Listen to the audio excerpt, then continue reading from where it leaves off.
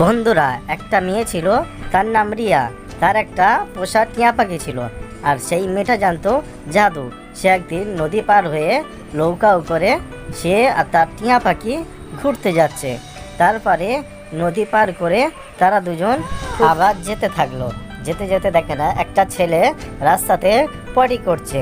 সে তার সামনে গেল, গিয়ে তার ঝোলা থেকে জাদু প্রদীপটা বার করে একটা জেন বার করলো।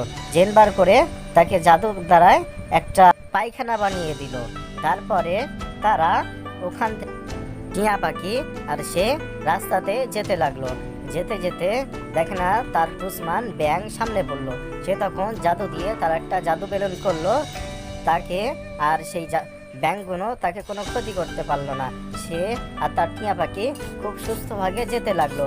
তারপরে সে যেতে যেতে কিছুক্ষণ পর সে দেখতে পেল তার জাদু পাটি। সে দেখতে পেল, তারপরে সেই জাদু পাটি তারা বসে